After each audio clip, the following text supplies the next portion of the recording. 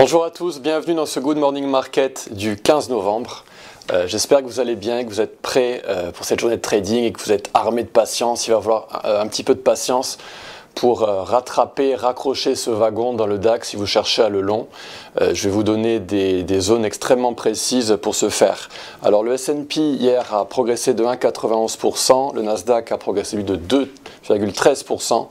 Donc des montées spectaculaires. On avait le S&P 500 juste en dessous de son niveau de support et il l'a cassé, il l'a percé avec l'annonce du CPI, l'IPC américain. Actuellement, le S&P et le Nasdaq sont stables, ils sont respectivement à 0,19% et 0,21%. Cette nuit, le Nikkei a progressé de 2,52%. Donc voilà, hier, journée spectaculaire, Nvidia qui a posté sa 10e hausse d'affilée, Tesla qui a progressé de 6%. Et aujourd'hui, on a les futures, les contrats à terme du VIX qui expirent. Donc le VIX progresse et je vous le disais hier, attention, le VIX pourrait monter et donc il pourrait nous donner une option pour un retracement. On va voir ça un petit peu plus tard. Alors passons au calendrier du jour. On a un calendrier qui est assez chargé aujourd'hui. On a eu des annonces en Asie cette nuit. Les annonces anglaises ont eu lieu. On a à 14h30 les ventes au détail américaines et à 16h30 les stocks de pétrole brut qui seront annoncés. C'est le rendez-vous classique le mercredi. Côté graphique, alors on va parler aujourd'hui du Nasdaq. Bon, ce graphique on l'a déjà vu dans les vidéos précédentes. Le Nasdaq sur l'unité temps mensuelle cible 19 589. En hebdomadaire, on a cette très jolie ligne de tendance qui pourrait nous y amener à cette cible en haut à 19 587. En journalier, on a cette petite boîte verte. Souvenez-vous, c'était le premier Good Morning Market que je faisais, c'était à peu près il y a une semaine, 10 jours. Et je vous avais annoncé que cette zone, ferait fortement réagir les prix et on l'a eu. Cette réaction, on a cassé la Golden Zone opposée, c'est-à-dire le retracement de 61,8% côté baissier. Donc celui-là, je peux le supprimer sur mon graphique. Et donc là, on s'oriente tout doucement, mais sûrement vers les 16 797. Alors on va zoomer là-dedans et on va passer en unité de temps H1.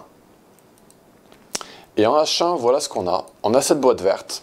Si vous cherchez à acheter le creux, à buy the dip, comme ils disent les Anglais, voilà la zone.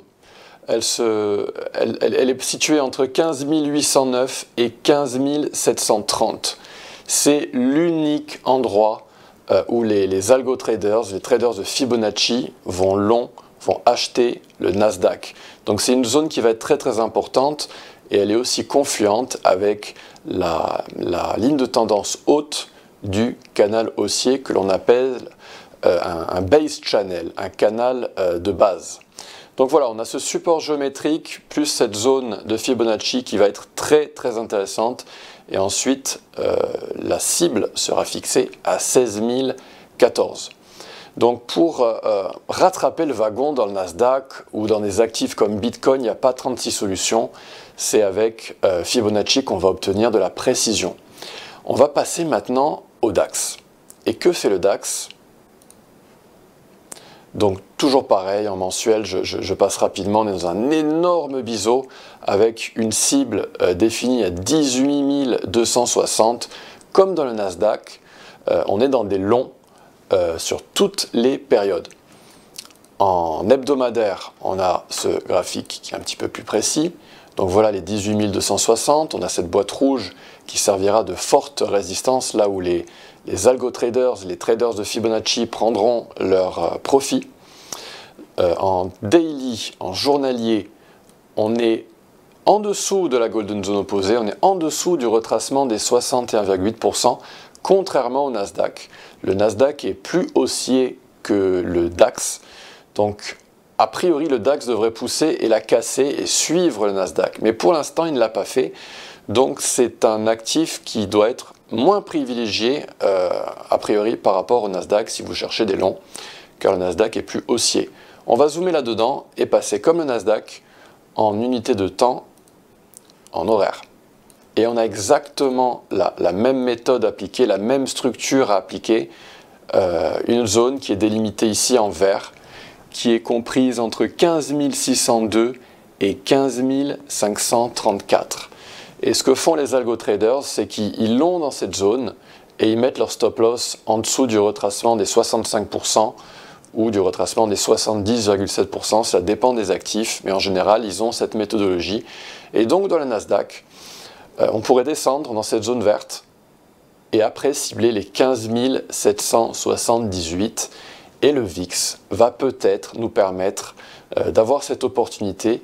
Si jamais on continue de monter dans le Nasdaq et dans le DAX, eh bien je redéfinirai cette petite boîte verte car les ancrages auront un petit peu changé pour ces retracements de Fibonacci.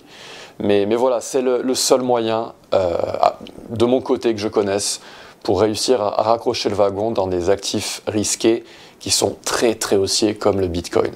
Voilà, c'est tout pour aujourd'hui, chers amis. Si vous avez aimé cette vidéo, merci de liker cette vidéo et de souscrire à notre chaîne YouTube. Merci à tous et bonne journée.